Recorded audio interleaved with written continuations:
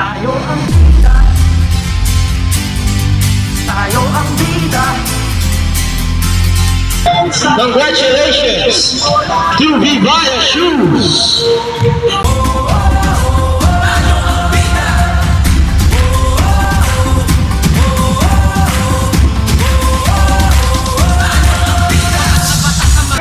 And now, may we call on to the season's runners-up to award the silver trophy. We have Bus Runner. Congratulations to RD Foundation. Sa akin ay sumigaw, biglang baba, biglang tira. Isang bansa, isang liga. Basketballist ay ganado. Bawat atlet ay kamado. Ang kampyonato ay ibubulsa. Lokal ay ibubuga. Ngayon, tatawagin naman natin ang mga bagong kampiyon. Season 3, Brothers of Champions, Kavita Angka.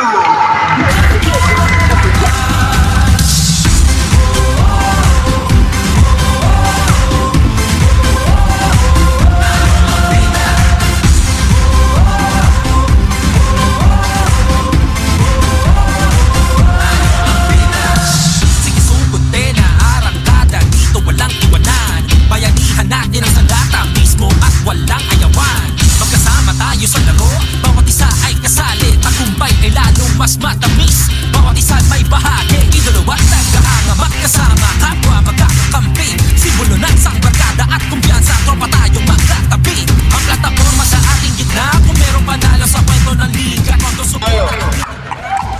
Yung season 4 magsisimula na ng July, nasuksaw, minimum of 10 teams na nagsisipay ng intention to join season 4. Kaya mas malaki yung ating pahinga to prepare very well para handa-handa tayo sa July.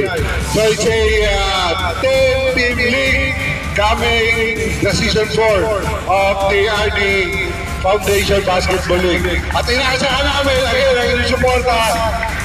Ang success nito ay nakikita hindi lamang sa dami ng teams, kundi sa quality ng games, sa camaraderie, sa sportsmanship. Walang nag-aaway, lahat nakangiti. Kung sino ang champion, we're very happy for the champions. Congratulations to BA. Alam niyo naman ang naging history ng BA. Last conference, walang panalo. Ganun, champion! Congratulations! Once again to BA. At yung RD Foundation, two-time champion! Walang inabot. Okay lang, but that's one of the game. See you on the first season come July. Maraming salamat po sa inyo lahat. Maraming salamat po ulit sa inyo lahat.